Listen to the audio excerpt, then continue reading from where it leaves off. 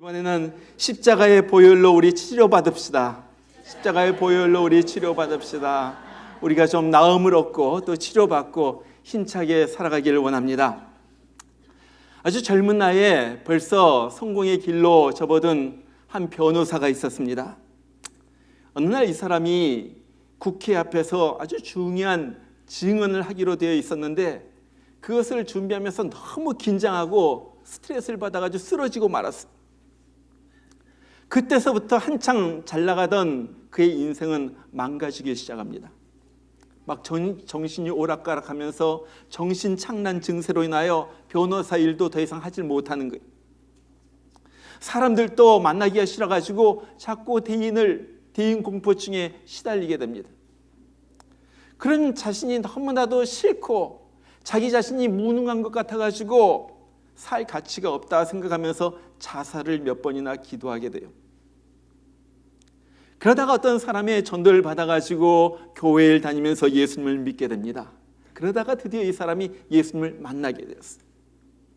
그러면서 완전히 다른 사람이 됐어요. 정말로 예수님의 피가, 예수님의 보혈이 자기의 모든 죄악을 씻어주었다는 사실이 믿어지기 시작해요. 사실 보면은 자기가 변호사 일하면서 은근히 나쁜 짓도 좀 하고 그러면서 속으로는 죄책감에 시달렸는데 예수님께서 내 죄를 없애주셨다는 그 사실에 막 마음이 날아갈 듯 하는 거예요.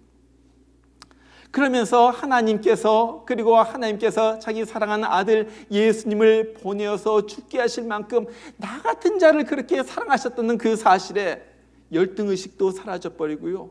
너무나도 마음이 날아가는 것 같아요. 그래서 주님께서 이 예수님 십자가의 보혈로 내가 이렇게 바뀌었구나, 이 하나님의 은혜가 이렇게 귀하구나 하면서 이 사람이 시를 한 편 썼습니다. 그 시가 우리가 잘 아는 이런 내용의 시예요. 샘물과 같은 보혈은 임마누엘의 피로다.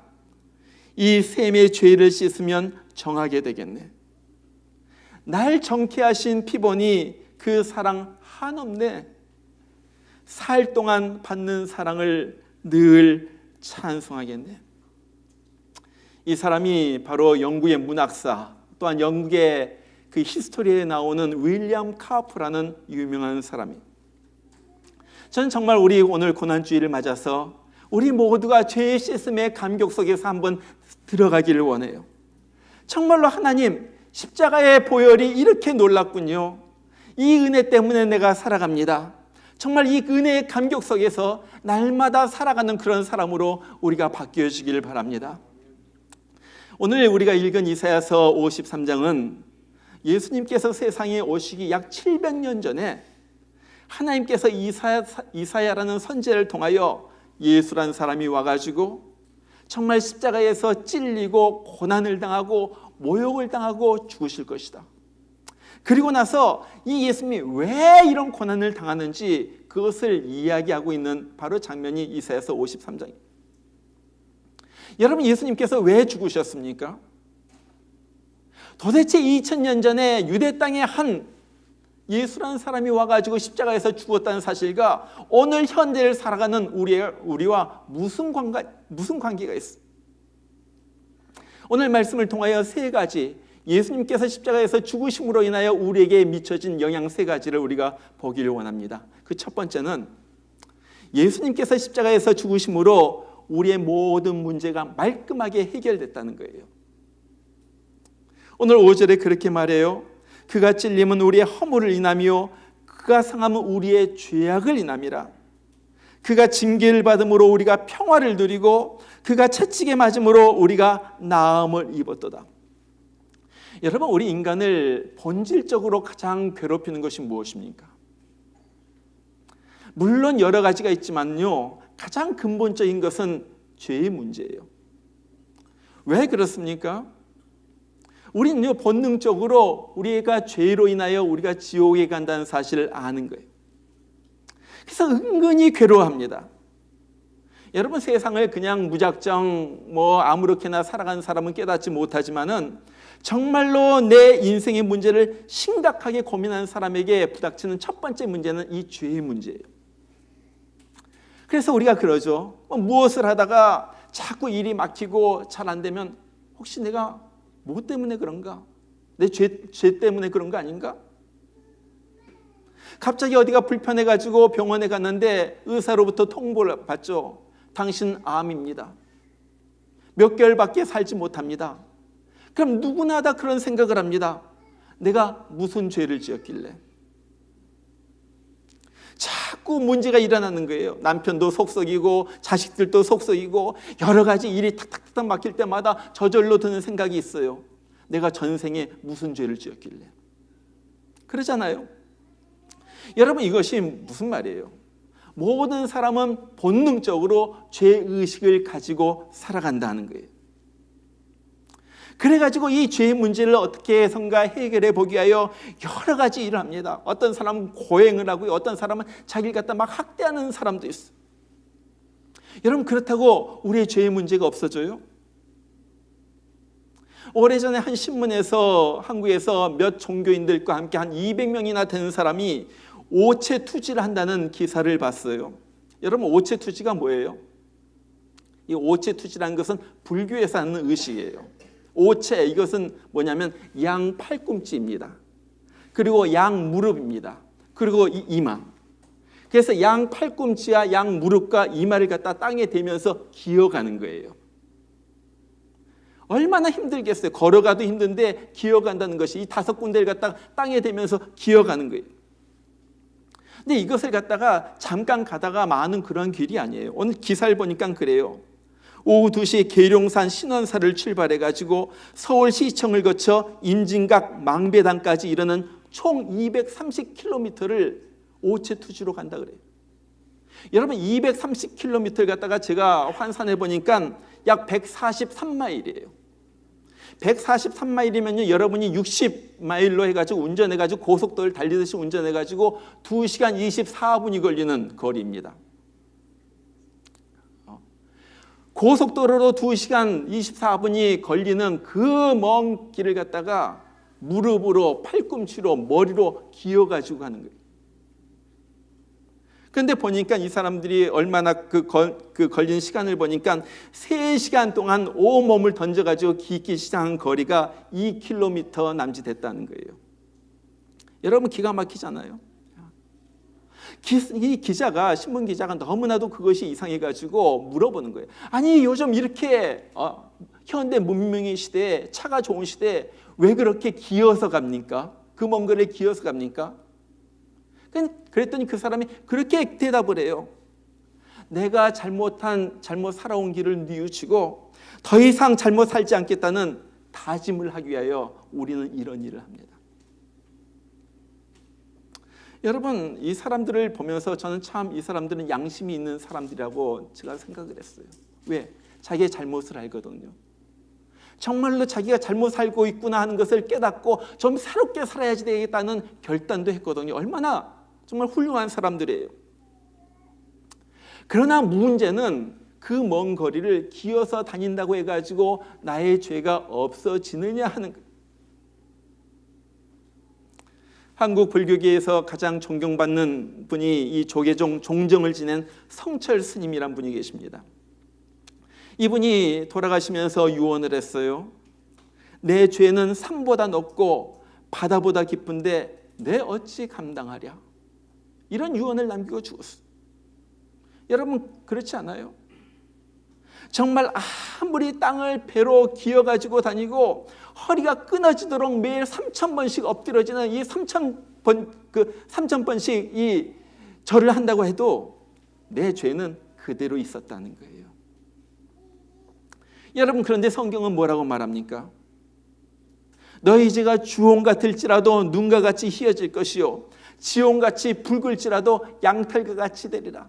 주님께서 내 죄를 동이 서에서 먼 것 같이 그렇게 옮겨주신다고 그랬어요. 여러분, 동과 서는요 만날 수가 없는 것입니다. 극과 극이 동과 서잖아요. 그렇게 멀리 보이지 않도록 죄를 갖다가 없애주신다 하는 거예요. 어떻게? 모든 죄가 없어지려면 반드시 피가 흘려져야지 되는데, 여러분, 그래서 그러잖아요. 어떤 종교든지 제사를 드릴 때는 동물을 잡아가지고 피를 흘립니다. 아는 거예요. 피가 흘려져야만 죄가 없어진다. 그런데 우리 예수님께서 우리 죄를 없애기 위하여 자기의 피를 흘리고 죽으셨다는 거예요. 그래서 에베소서 2장 1절에서 그렇게 말해요. 너희 허물과 죄로 죽었던 너희를 살리셨도다.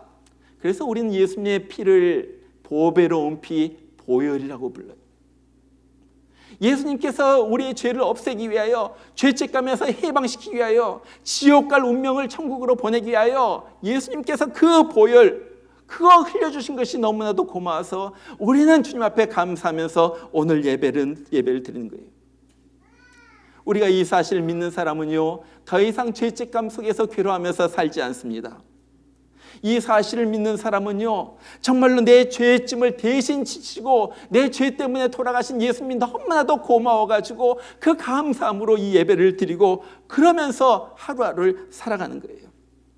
그리고 우리가 죽을 때가 되어서 주님께서 예비하신 그 천국까지 가가지고 영원히 주님과 살게 되는 거예요. 바로 이것이 예수님께서 2000년 전에 십자가에서 그 고난을 당하시고 찢기시고 죽으신 첫 번째 이유예요. 자, 그 다음에 우리 주님께서 무엇을 하셨는가? 우리 주님은 십자가에서 피 흘려 죽으심으로 인하여 죄의 문제를 해결해 주셨을 뿐만 아니라 우리 마음의 모든 상처도 해결해 주셨다는 거예요. 고쳐주셨다는 거예요. 오늘 3절에 그렇게 말해요.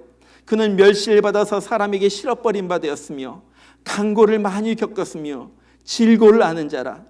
마치 사람들에게 얼굴을 가리우고 보지 않음을 받는 자 같아서 멸시를 당하였고 우리도 그를 귀히 여기지 아니하였도다. 여러분, 예수님은 고난을 당하면서 육신의 상처뿐만 아니라 뭔가 종류의 정신적인 상처도 다 당하셨어요. 하나님의 아들이지만은 십자가에서 인간이 당할 수 있는 모든 수치와 조롱과 멸시를 당하셨어요. 여러분, 성경을 보세요. 얼마나 많은 사람들이 예수님을 조롱했는지 몰라요. 예수님을 잡아간 군사들은요, 예수님의 눈을 가린 다음에 뺨을 때립니다. 그러면서 누가 네 뺨을 때렸는지 한번 알아맞혀봐라. 조롱하는 거. 로마의 병정들이 예수님의 옷을 갖다 다 벗깁니다. 그리고 나서 빨간 망토를 갖다 걸친 다음에 가시관으로 머리에 씌우고 희롱하면서 말하는 거예요. 야, 유대인의 왕, 너나 평안해라. 얼마나 모욕적인 말이에요. 그러면서 얼굴에 침을 퇴 뺐습니다. 그리고 갈대로 살살살살 머리를 갖다 건드리는 거예요. 야, 네가 왕이냐? 네가 왕이냐? 여러분이 이런 걸 갖다 당한다면 얼마나, 침뱉음을 당한다면 얼마나 수치스럽겠어요. 상처로 남지 않았겠어요? 십자가에 못 박혔을 때도 그래요. 지나가던 사람들이 다 자기 머리를 갖다 흔들면서 그렇게 말해요. 야, 네가 하나님의 아들이라면은 당장 십자가에서 내려와봐. 그러면 우리가 믿어줄게. 예수님께서 그런 수모를 당하신 거예요. 대제사장들과 서기관과 장로들도 희롱하면서 말합니다. 저거 남은 구원하였다고 하는데 지 몸 하나 구원하지 못하는 것 봐. 얼마나 기가 막힌 수모예요. 여러분, 예수님께서 잡히시던 그런 모습을 보면요, 그 이 얘기를 보면요, 희롱, 조롱, 모욕이란 단어가 얼마나 많이 나온지 몰라요. 빌라도도 조롱을 해요. 옆에 지나다니던 사람들도 예수님을 희롱을 합니다. 심지어는 같이 십자가에 달렸던 그 강도들조차도 예수님에 대하여 조롱을 하면서 욕을 해대는 거예요.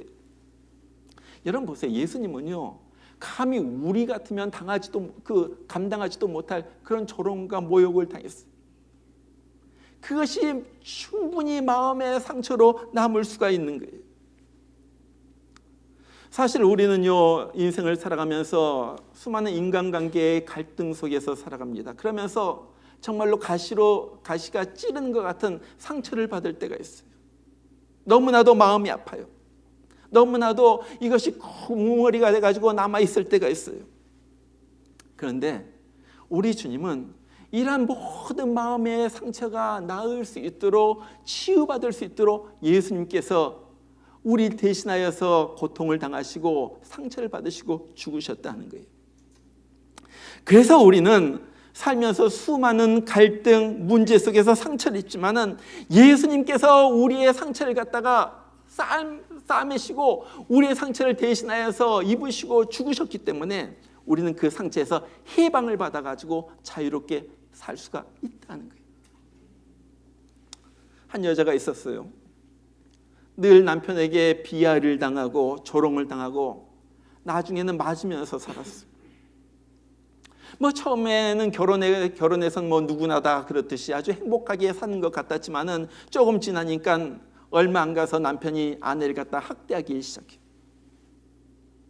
처음에는 말로 학대하더니 나중에는 손찌검을 합니다. 그러더니 이제는 막 화를 갖다 불같이 내면서 어떨 때는 막 때리기까지 하는.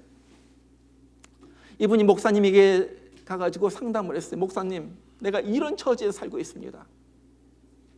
그랬더니 목사님이 이 얘기를 다 듣고서 일단 별거하는 것이 좋겠습니다. 그래서 이 둘이 이제는 별거합니다. 그러면서 아들이 둘 있는데 이 두 아들은 이 여자가 맡기로 한 거예요. 이렇게 헤어진 다음에 좀 편안한가 싶었더니 남편은 그것을 견디지를 못해요. 혼자 사는 것이 너무나도 힘든 거예요. 그래가지고 전화로 아니면 편지로 계속 부인에게 우리 합치자, 우리 같이 살자. 그런데 이 부인은요, 옛날에 그렇게 당했던 그것이 상처가 돼가지고 너무나도 아픈 거예요. 도무지 그것을 용서할 수가 없어요. 아니, 난 절대 그럴 수가 없어. 아주 매몰차게 거절합니다.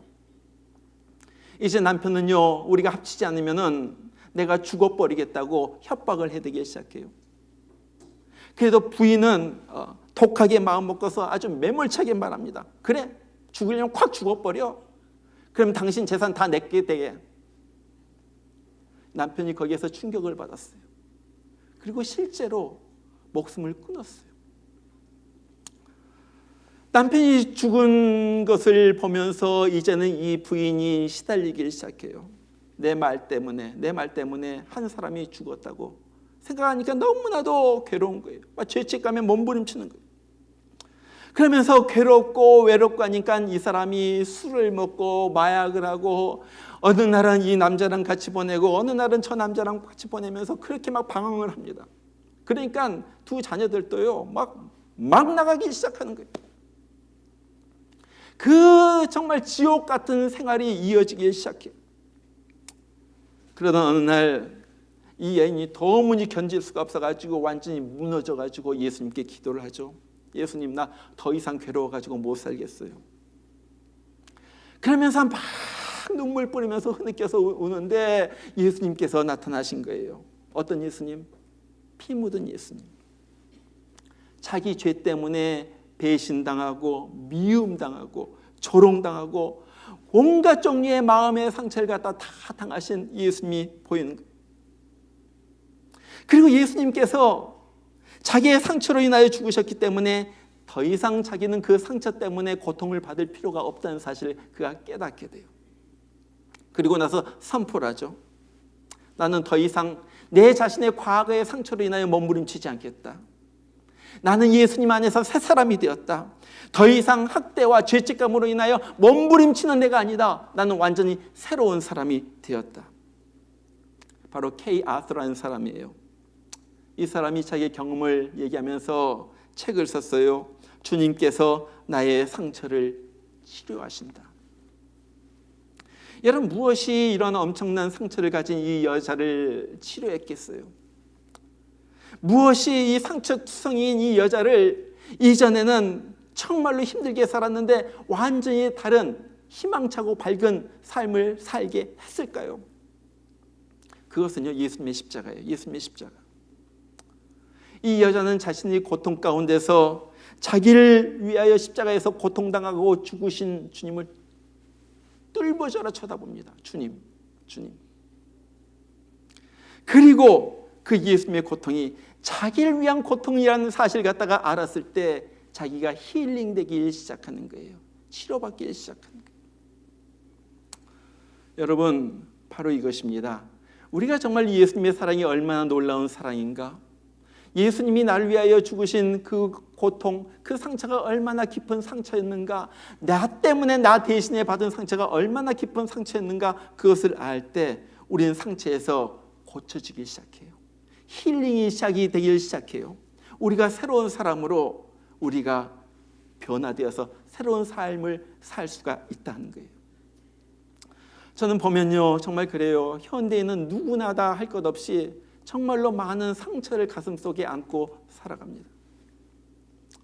남편이나 아내의 불륜, 아니면 무관심, 아니면 학대, 아니면 이혼으로 인하여 상처를 가지고 살아가는 사람 참 많아요.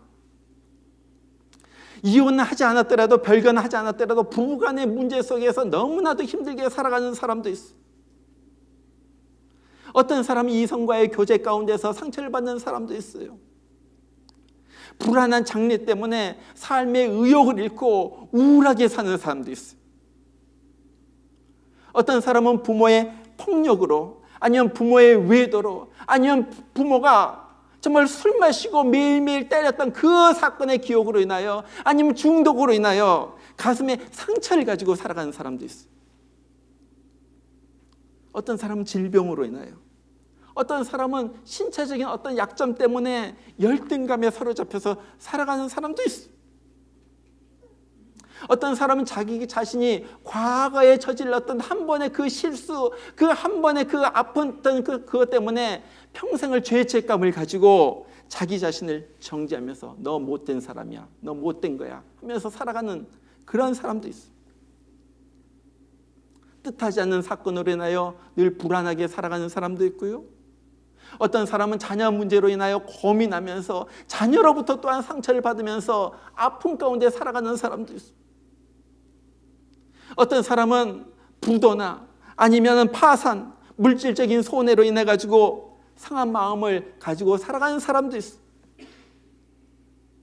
어떤 사람은 인간관계의 스트레스로 인하여 마음이 깨어진 채 살아가는 사람도 있어요. 여러분, 그러나 우리는요, 정말로 이런 것 때문에 죄의 사슬, 상처의 사슬, 질병의 사슬, 죄의 사슬에 얽어매여 가지고 영원히 우리가 살면 안 된다는 거예요. 그리고 이것을 갖다 끊으시고 우리 갖다가 해방시키기 위하여 우리 주님께서 십자가에서 죽으셨다는 거예요. 여러분, 절대 내 상처를 갖다 생각하면서 내 상처는 누구도 고칠 수 없다 생각하지 마세요. 내 마음의 상처는 이것은 내 팔자라 그렇게 생각할 필요도 없어요. 그 대신에 어떻게 합니까? 이것을 가지고 예수님 앞으로 그 문제를 가지고 나오는 거예요. 그리고 고백하는 거예요. 예수님, 나의 아픔, 나의 그 상처, 나의 고통 때문에 예수님께서 십자가에서 죽으셨죠. 이제 예수님의 피로 내 상처를 갖다 말끔히 고쳐주시고 이젠 주님의 피로 인하여 새로운 삶을 살게 해주세요. 새 마음을 주세요. 그럴 때 예수님께서 새 마음을 주실 거예요. 어떤 마음? 용서하는 마음, 사랑하는 마음, 이제 나도 희망이 있다는 그 희망의 마음을 주님께서 주실 거예요. 그리고 새로운 인생이 펼쳐지는 거예요. 이것이 바로 예수님께서 죽으신 두 번째 이유예요. 자, 세 번째로 우리 주님은 십자가에서 달리심으로 우리 육신의 상처도 치유하셨어요. 오늘 4절에 보니까 그래요. 그는 실로 우리의 질고를 지고 우리의 슬픔을 당하였거늘 우리는 생각하기를 그는 징벌을 받아서 하나님에게 맞으며 고난을 당한다 하였노라. 여기 질고라는 말이 나와요. 이것은 뭐냐면 질병의 고통입니다. 막 아프고 이 병든 것으로 인하여 당하는 이 고통이 질고예요. 근데 예수님께서 우리 육신의 고통을 위해서도 십자가에서 짊어지셨다는 거예요. 예수님께서 죽으실 때 우리도 같이 죽은 거예요. 예수님께서 죽으실 때 나의 질병도 함께 죽은 거예요. 나의 마음의 상처도 함께 죽은 거예요. 그렇기 때문에 우리가 예수를 믿을 때 나의 육신의 질병조차도 우리가 치유받을 수가 있다는 거예요. 한 사람의 이야기만 더 하겠습니다. 제가 최근에 유영미라는 분의 간증을 신문에서 읽었어요. 이분은 너무 가난한 가정에서 태어났어요. 그래가지고 너무너무 찌드니까 어려서부터 너무 고생을 합니다. 돈을 버는 거예요. 중학교 때도요, 학교 다니면서 교무실 청소를 하고요. 점심 때 되면요, 구내 매점에 가가지고 빵을 팔고 이런 일들을 하고요. 그 다음에 저녁에는 집에 돌아오자마자 빵집에 가서 아르바이트, 그리고 방학 때는 공장에서 일을 합니다. 그러면서 온갖 수모를 겪고, 어떨 때는 일 못한다고 뺨때기를 맞기도 하고, 정말 그렇게 하면서 살아요. 그러면서 이 사람이 결심을 하게 되죠. 내가 살 길은 공부밖에 없다. 무섭도록 공부를 합니다. 그래가지고 악착같이 매달려가지고 꿈에 그리던 이 약학대학에 들어갔어요. 약대에 들어간 거예요. 대학에 가서도 뭐 과외 공부, 아니면 주말이나 방학 때에는 이 골프장에서 캐디 일을 갖다 보면서 이렇게 아르바이트 하면서 드디어 약사 면허를 따게 돼요. 이 사람이 외쳤다고 그래요. 사람들아, 내가 약사가 됐다. 이래도 날 무시하고 내 뺨을 때리겠느냐? 자기는 그걸로 있어 자기 인생의 문제가 다 해결되는 줄 알았대요. 세상을 다 얻은 것 같고요. 드디어 내가 해냈다. 이제부터는 평탄대로다. 행복만이 나에게 남아있다. 그런데 행복이 그렇게 쉽지 않더라는 거예요. 자기 아빠 엄마가 그렇게 반대한데도 불구하고 자기 대학교 때 사귀었던 이 학생 운동, 반정부 운동을 하는 어떤 사람과 몰래 결혼을 합니다. 결혼하면서 이 남편은 경찰에 쫓겨다니는 거예요. 이 사람은 약국을 갖다 경영하면서 계속 몰래 뒷바라지를 해줘요. 그러다 보니까 자기 딸이 3살이 되어 있더래요. 몇 년을 갖다 그렇게 고생하면서 남편 뒷바라지 하는 거예요. 이제 모든 문제가 해결되고 세월이 지나가지고 남편도 가정으로 돌아오고 이제 직장을 얻게 됩니다. 그런데 남편이 옛날에 자기가 사랑했던 그 남편이 아니에요. 직장을 얻었는데 생활비를 갖다 주지 않아요. 화를 내면서 이 부인을 갖다가 때립니다. 폭력을 휘두르는 거예요. 어떨 때는요, 너무 아파가지고 야, 이러다 내가 맞아 죽겠다. 막 그러면서 살아가는데 한 번은 자기 어머니, 그러니까 이 남편의 장모 있는 데서 자기를 갖다가 그 폭력을 갖다 행사하더래요. 그 순간 자기가 결정합니다. 나는 이혼이다. 더 이상은 못 살겠다. 그래가지고 미련 없이 이혼을 해버렸어. 그런데 엎친 데 덮친 격으로 어린 딸이 시각장애 판단을 받아요. 이제 남편에게서 해방받아가지고 이젠 좀 행복하겠거니 했는데 또 하나의 문제가 생긴 거예요. 이 애가 눈이 잘 보이지 않는 거예요. 이 병원 저 병원 온갖 좋은 대학병원 다 찾아다니지만 방법이 없다는 거예요. 친구들이 이 자기 딸을 갖다가 놀리는 것을 갖다 보면서 너무나도 마음이 아파가지고 이 땅에서는 살 수가 없다 해가지고 캐나다로 이민을 옵니다. 캐나다로 딸을 데리고 어린 딸을 데리고 왔지만은 살 길이 막막한 거예요. 또 한 번 마음을 갖다가 다 잡고 이 딸을 갖다가 돌보면서 밖에서 일하면서 악착같이 공부를 합니다. 내 인생을 여기에다 걸겠다. 그러면서 살아가는 거예요. 그런데 몸도 지치고 마음도 지치고 이젠 너무나도 힘들다 그랬을 때 자기가 새들어 살던 그 집의 주인이 자기에게 와가지고 예수님에 대해서 얘기를 해주는 거예요. 그래 너무너무 힘들어가는데 우리 한번 예수 믿어봐봐. 교회 다녀가지고 한번 예수님 한번 의지해봐. 그때서부터 이 사람이 이 집주인을 따라가지고 교회를 다니기 시작해요. 말씀을 듣습니다. 어느 날 기도를 하다가 어느 순간 깨달아졌다는 거예요. 야, 예수님이란 분이 진짜로 계시는구나. 역사 속 오래전의 역사 속 한 인물이 아니라 정말로 지금도 살아서 지금도 계시는구나. 그것이 깨달은 순간 자기의 온 몸이 정말로 부들부들 떨릴 만큼 막 그 감격에 막 휩싸였다고 그래요. 다음 날이 되었습니다. 갑자기 아프기 시작하는데 가슴이 막 쪼여지면서 막 여기 심장이 아프더래요. 이 사람에게 너무나도 힘든 삶을 산 동안에 병이 생겼는데 그 병이 뭐냐면 부정맥이라는 병이에요. 저는 이 병에 대해서 잘 모르겠지만은 심장이 맥박이 제대로 뛰지 않는 병 같아요. 그래가지고 숨을 쉴 수가 없고 막 심장이 아프니까 그때 자기가 이런 생각이 나더라는 거예요. 야, 이대로 죽을 수가 있겠구나. 내가 이대로 죽을 수도 있겠구나. 그러면서 그렇게 힘들게 해가지고 공부해가지고 움켜쥐었던 이 약사 면허증이 정말 종이 조각에 불과하더라는 거예요. 그것을 깨달은 거예요. 그 순간 이 사람이 하나님 앞에 바로 엎드려가지고 회개하면서 기도합니다. 내가 예수님을 믿지 않았던 것에 대해서 회개하는 거예요. 예수님 믿지 않고 자기 멋대로 살았던, 자기 마음대로 살았던 것에 대해서 또 회개를 합니다. 그러면서 이때까지 나의 인생에 있어서 이 여러 가지 문제가 전부 다른 사람, 내 부모, 내 남편, 내 상사, 내 그 사람 때문이었다고 생각했는데 이것이 내 문제였구나, 내 고집 때문이었구나, 내 죄 때문이었구나. 그것이 깨달아지면서 눈물이 흘러지면서 하나님 앞에서 회개 기도하는. 그리고 나서 이 사람이 예수님 앞에 자기의 모든 삶을 갖다가 다 내려놓습니다. 정말로 딸 하나 있는 것이 눈이 잘 보이지 않아가지고 조롱받는 것을 볼 때 마음이 미어지는 것 같고, 그것을 보면서 야, 이 내 죄 때문에 내 딸이 고생하구나, 나 때문에 내 딸이 이렇게 고생하는구나 하면서 막 마음이 미어지는 것 같았는데, 어느 날은 요한복음 9장의 말씀에서 예수님께서 날 때서부터 맹인된 자가 부모의 죄도 아니요 이 사람의 죄도 아니라는 그 사실 갖다가 읽으면서 항상 그렇게 내 가슴 속에 짓누르고 있던 그 죄책감의 이 발덩어리가 완전히 날아가 버리는 것을 자기가 경험했다고. 야, 이거구나. 딸도 점점 더 변해갑니다. 예수님을 통하여 자신을 보면서 야, 그래, 내가 눈은 잘 안 보여도 하나님께서 이렇게 하신 뜻이 있어. 이것은 큰 문제가 아니야.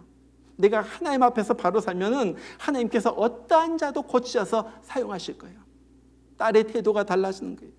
또 하나, 그렇게 평생 자기를 괴롭혔던 부정맥, 이 병이 사라져 버렸어요. 그 많은 스트레스와 그 많은 그 삶의 어려움 통해 가지고 이런 심장이 망가지는 병이 됐는데, 이런 것이 해결되니까요, 이 병도 깨끗하게 나아졌다는 거예요. 지금은 캐나다에 살면서 한국에서 온 약사들이 이렇게 약학 그 면허증을 갖다 따는 것을 도와주면서 무료로 강의도 하면서 전도를, 예수님에 대해서 전도하고 있다고 그래요. 그러면서 그 신문 말미에서 그렇게 말해요. 이것만 채워지면, 이것만 해결되면 행복할 거야 하면서 인생을 쏟아 부었지만은 진정한 행복은 예수님 안에 있었다. 하나님, 저 지금 정말 행복합니다. 평생 이렇게 살다가 예수님께 갈게요. 오늘도 낯선 캐나다 땅에서 주님과 동행하며 가장 행복한 삶을 살고 있다. 얼마나 좋아요. 얼마나 좋아요. 여러분, 이것이 예수님께서 죽으신 바로 그 은혜예요. 오늘 우리는 예수님의 죽으심을 생각을 합니다. 왜 예수님의 죽으심을 생각해요? 예수님의 죽으심은 바로 나를 위한 죽으심이었기 때문에 그런 거예요. 오늘 말씀에 그래요. 그가 찔림은 우리의 허물을 인함이고 그가 상함은 우리의 죄악 때문이었다. 잘못은 우리가 저질렀는데 매맞고 조롱당하고 수치를 당하고 죽음의 쓴잔을 마신 것은 우리 예수님이셨어요. 우리를 살리기 위하여. 그가 징계를 받음으로 우리가 평화를 누리고 그가 채찍에 맞음으로 우리가 나음을 입었도다. 예수님의 고난 때문에 우리가 나음을 얻게 되는 거예요. 치료를 받게 되는 거예요. 육적인 상처, 정신적인 상처, 영적인 상처, 그 어떤 상처든지 예수님의 죽으심 때문에 우리가 나음을 얻게 된 거예요. 자, 그렇다면은 이제 우리가 할 일이 무엇입니까? 그것은요, 나를 위하여, 나를 낫게 하시고 나를 회복시키기 위하여 죽으신 그 예수님의 사랑을 믿으면서 사는 거예요. 여러분, 그리고 날마다 예수님 그 믿음 안에서 생활하는 거예요. 여러분, 믿는다는 것은 단 한순간의 이벤트가 아닙니다. 믿는다는 것은 그때서부터 천국 갈 때까지 주님을 믿으면서 매일매일 살아가는 것이 믿는다는 거예요. 그것이 믿음 생활이에요. 언제까지? 예수님께서 다시 오실 때까지. 내가 천국 가는 그 순간까지 날마다 예수님 의지합니다. 예수님 믿습니다. 예수님 믿습니다. 난 예수님 바라봅니다 하면서 살아가는 거예요. 이 땅에서 그렇게 살다가요, 우리가 천국 가면요, 천국에서는 믿음이 필요가 없어요. 왜? 우리가 다 보기 때문에. 예수님을 눈앞에 보기 때문에 그때는 예수님을 믿을 필요가 없는 거예요. 보기 때문에. 여러분, 아직도 영적인 상처를 가지고 부둥켜 안고 살아가는 사람이 있어요. 어떤 허물, 어떤 죄악도 괜찮다는 거예요. 십자가 앞에 나오기만 한다면 우리 주님께서 그 상처를 갖다가 치유해 주시고 죄를 용서해 주시고 새로운 사람으로 만들어 주신 거예요. 여러분, 인생을 살면서 수많은 상처를 갖다가 가슴속에 품고 사는 사람이 있어요. 부부간의 문제로 인하여 생긴 상처, 아니면 가정에서 일어난 여러 가지 문제의 상처, 부모로부터 아니면 형제로부터 받은 상처 때문에 아파하고 우울해하는 사람, 자녀들 때문에 괴로워하는 분들, 오늘 우리를 위하여 십자가에서 피 흘려 죽으신 예수님을 바라보시길 바랍니다. 한번요, 뚫어져라 한번 바라보시길 원해요. 그리고 그 앞에, 예수님 앞에 내 문제를 다 내려놓는 거예요. 입술로 고백하면서 나 이런 문제가 있어요. 나 이것 때문에 아파요. 나 이것 때문에 괴로워요. 주님, 내가 이것 때문에 못 살겠어요. 나 정말 죽고 싶어요. 그럴 때가 한두 번이 아니에요. 주님 앞에 다 내려놓는 거예요. 그럼 주님께서 그 문제를 다루어 주실 거예요. 육심의 약함으로 병으로 인하여 고통받으신 분이 있어요. 그 아픔을 가지고 예수님, 나의 질고 때문에 주님께서 죽으신 줄 압니다. 나를 좀 고쳐주세요. 나를 좀 불쌍히 여기시고 고쳐주세요. 우리를 지극히 사랑하시는 주님께서 우리를 만져주실 거예요. 특별히 이 고난주간에 저는요, 주님을 갖다가 다시 한번, 제가 오늘 아침에도 이곳에서 기도하면서 내 마음이 너무나도 아픈 것이, 내 마음속에서 주님의 십자가에 대한 그 감격이 사라져버린 것 같아요. 그것이 난 너무 아팠어요. 세상에 그냥 파묻혀 살면서 예수님이 죽으셨다고 말은 하지만은 그 십자가에 대한, 그 피 흘리신 십자가의 고난에 대한 감격이 없어요. 감격이. 그러니까 은혜를 받지 못하고 그냥 그렇게 살아가면서 힘들게 살아가는. 나는 이번 고난주간에 우리 모두가 십자가의 감격을 좀 회복했으면 좋겠어요. 정말 그래서 예수님이 내 눈앞에 나타난 것처럼 피 흘리신 예수님 좀 봤으면 좋겠어요. 그리고 그 주님 앞에서 내 문제가 치유함을 받고 좀 나음을 얻고 새로운 삶으로 시작되는 그런 시발점이 이번 고난주간에 일어났으면 좋겠어요. 정말 주님, 날 위하여 죽으신 주님 감사합니다. 십자가의 은혜 정말 진하게 한번 이번 주간에 맛보기를 원합니다. 날 위하여 죽으신 주님 감사합니다. 날 살리신 주님 감사합니다. 은혜로 날마다 주님을 바라보면서 영과 혼과 육의 치유를 받고 정말 건강하게 살아가는 우리 모두가 되기를 주의 이름으로 축원합니다. 우리 같이 한번 잠깐 기도하겠습니다. 우리 잠깐 오늘 받은 말씀을 가지고 주님 감사합니다. 예수님, 나 때문에 죽으신 것 감사합니다. 이제 예수님 믿고 날마다 예수님 붙들고 살아가는 내가 되게 하여 주시옵소서. 정말 이런 아픔이 있습니다. 이런 고통이 있습니다. 이런 상처가 있습니다. 주님께서 나를 만져주시옵소서. 이 시간 다 같이 한번 기도하겠습니다. 기도합니다. 우리 하나님 아버지, 아버지 하나님, 오늘 또 주님 앞에 나와서 십자가에서 예수님께서 죽으신 그 죽음이 나와 직접적으로 연관된 그 죽음이라는 사실을 우리가 알았습니다. 하나님 아버지, 정말로 나 때문에 당한 고통, 조롱, 질고, 아픔, 정말로 이제는 내가 주님을 믿음으로 이제는 주님 안에서 죄의 씻음을 받고 마음의 상처를 정말로 치유함을 받고 아버지 안 건강하게 살아갈 것을 생각하면서 정말 내가 새 사람이 된 것을 선포하면서 감사합니다. 우리 하나님 아버지, 여기 있는 사람 한 사람 한 사람 정말로 예수님 확실히 믿게 하여 주시고 예수님 정말 직접적으로 만나게 하여 주시고, 그래서 인생이 변화된, 치유받고 변화된 놀라운 은혜를 맛보는 저들 되도록 은혜 베풀어 주시옵소서. 감사하며 예수님의 이름으로 기도드리옵나이다. 아멘. 갈보리 산 위에 십자가 섰으니 주가 고난을 당한 표라. 험한 십자가를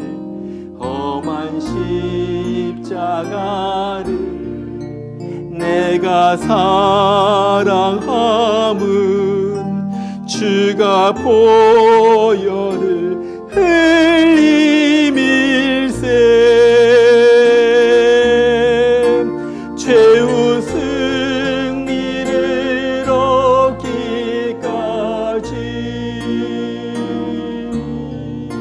주의 십자가 사랑하리.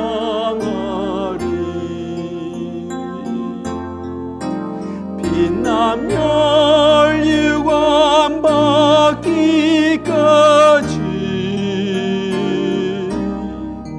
험한 십자가 붙들겠네. 멸시함을 받은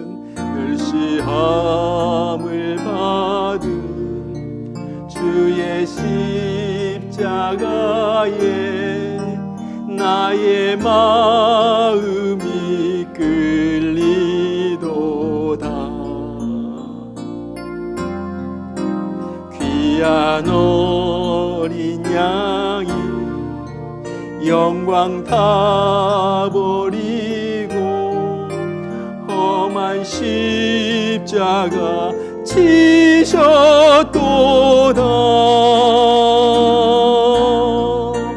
최후 승리를 얻기까지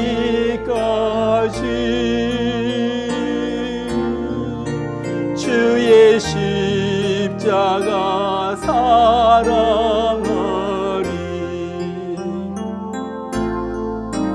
빛난 멸류관 받기까지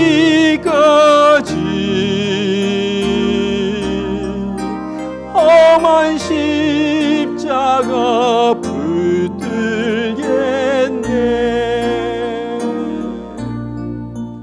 험한 십자가에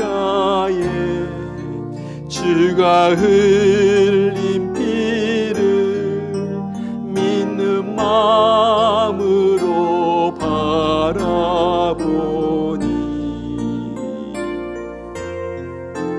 나를 용서하고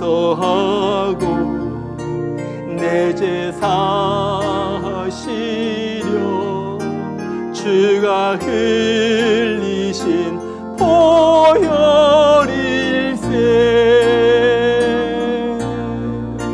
최후 승리를 얻기까지 주의 십자가 사랑하리.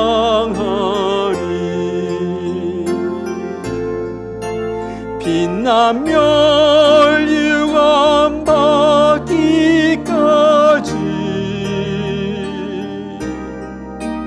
험한 십자가 붙들겠네.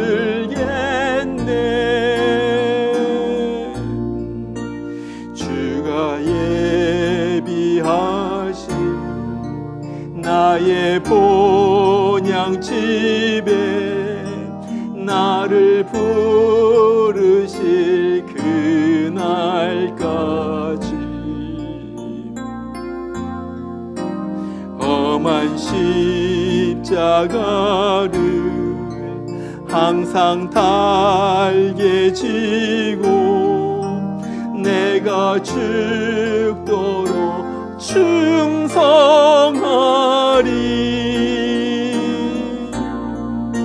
최후 승리를 얻기까지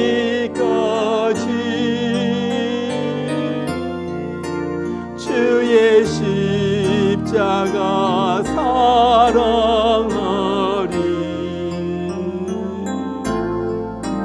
빛난 멸류관 받기까지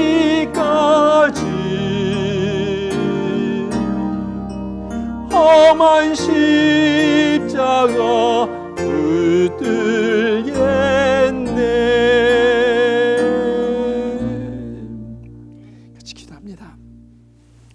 이제는 우리 때문에 우리를 고치시기 위하여, 우리를 천국에 보내시기 위하여 우리의 모든 죄를 짊어지시고 허물과 아픔을 짊어지시고 십자가에서 피 흘려 죽으신 우리 주 예수님의 그 크신 은혜와 하나밖에 없는 아들을 기꺼이 보내주신 우리 하나님 아버지의 극진하신 사랑하심과 오늘 또 우리가 죄인이라는 사실을 깨닫고 예수님 십자가 앞에 나아가서 주님 십자가 붙들고 주님 따라서 주님 믿으면서 날마다 발걸음 걷겠습니다.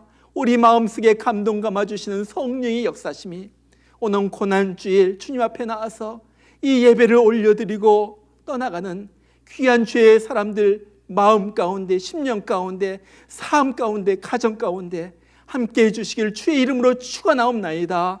아멘.